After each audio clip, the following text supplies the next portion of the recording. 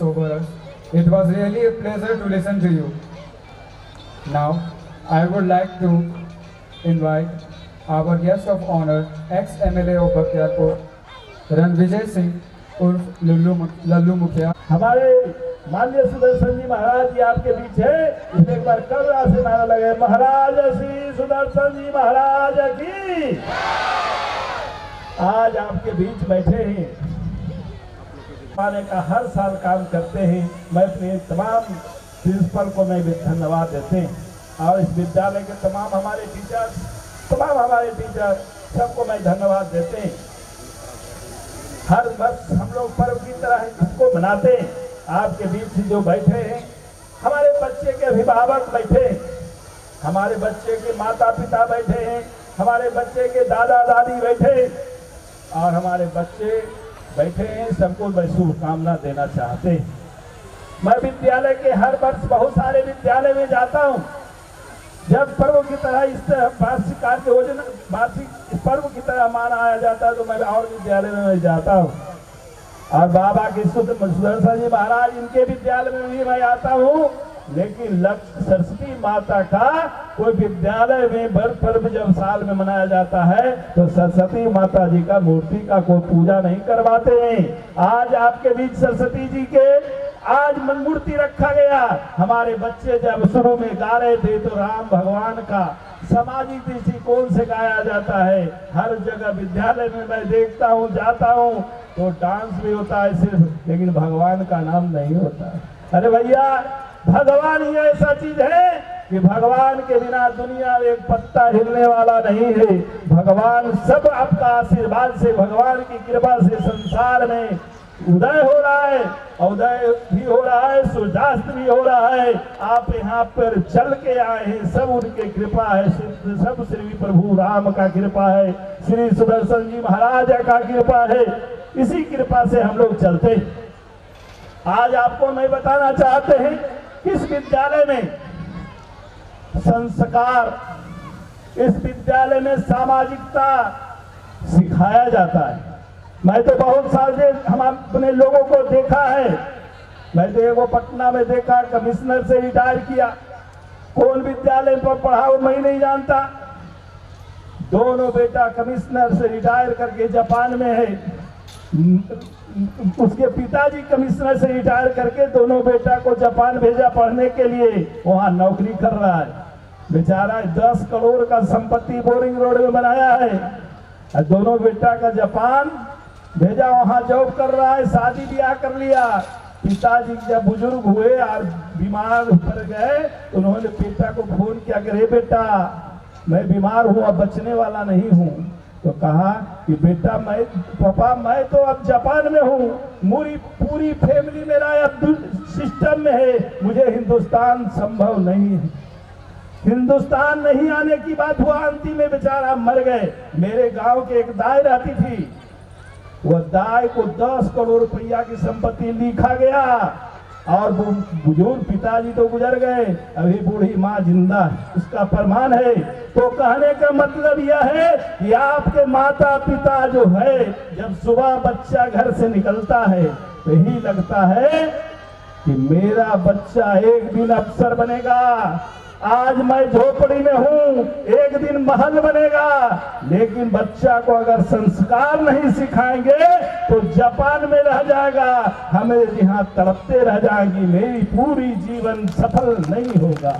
इसलिए हम समझते हैं कि ये संस्कार विद्यालय में है और संस्कार सिखाने की आवश्यकता है। हम तो जानते हैं भैया, आपके पहला भगवान माता पिता है। हमारे टीचर भी कहते हैं कि अपने बच्चों को हम कहते हैं कि जाओ माता पिता को प्रणाम करो। सुबह जब विद्यालय के लिए रवाना हो तो माता पिता का आशीर्वाद लेके आओ। तुम्हें कोई नौकरी बड़ा अफसर बनने से कोई रोक नहीं सकता। ये पहली संस्कार आशीर्वाद की जरूरत है। और हम देखते हैं भैया, संसार को यही परंपरा है। आप बम्बई में जाइए, कौन सा विद्यालय में सब पढ़कर अफसर बनने का काम हुआ है। जो भी बम्बई गया है तो वो अफसर ही था, उसका बेटा भी अफसर हुआ है।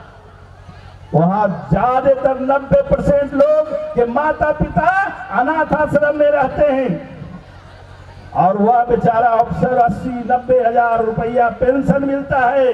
90 हजार पेंशन दे के अनाथ आश्रम में रहते हैं। अब पति पत्नी कहता है यहाँ जगह कहाँ है, मेरे फ्लाइट में जगह, दोनों पति पत्नी सुबह जाती है शाम में आती है, सास ससुर पर ध्यान नहीं देती है।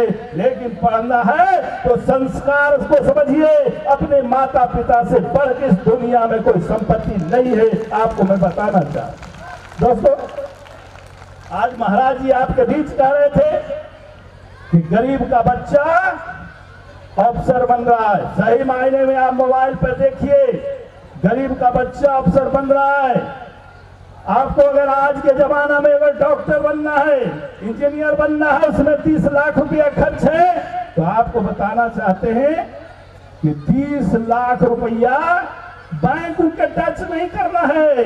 श्रम संसाधन विभाग ने, सरकार ने एक बनाया सिस्टम कि उसमें 30 लाख रुपया आप विद्यालय में जाके एडमिशन कराइए, विद्यालय का पूरा एस्टिमेट बना के लाइए, आपको 30 लाख रुपया मिल जाएगा। आपका बेटा डॉक्टर बनेगा, तब पैसा देना है, बीच में सूद भी लगने वाला नहीं है। ऐसा सरकार ने भी सिस्टम बना के रखा कि गरीब का बेटा अफसर कैसे बनेगा, तो उसके लिए सरकार ने 50 लाख रुपया देता है।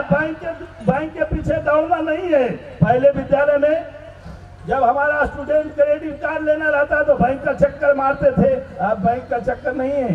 सरकार का 100 करोड़ रुपया, मैं एक दिन गया था, इसलिए गया था कि मेरा बेटा कैट का परीक्षा दिया था और कुछ रिजल्ट आने वाला था, तो बोला, हम बेटा से पहले पूछे कि अरे कितना लगेगा हो, तो पापा इसमें 30 से 35 लाख लगेगा।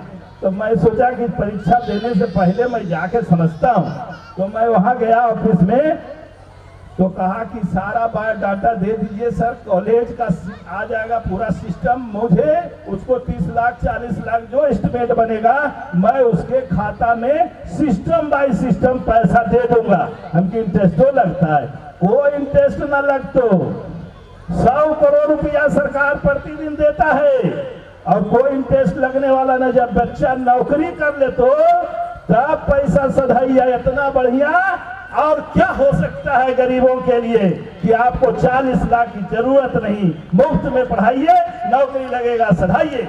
इसलिए सरकार ने भी आपको व्यवस्था करा किया कि हर साल यहाँ के प्रिंसिपल साहब ने और बाबा का आज भी 40,000 दे भी दिया मोबाइल, तो फिर आने वाला तुम्हारा पीढ़ी कैसे होगा।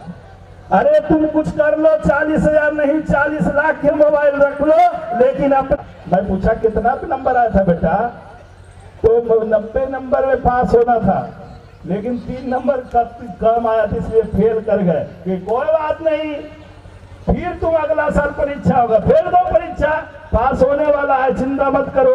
अगर कहिएगा बाबा सही में कर रहे थे, अगर आप कहते कि बहुत पैसा के नाजायज किया, ऐसे किया वैसे किया, वो बच्चा का जो है दिमागी हालत ठीक नहीं रहा।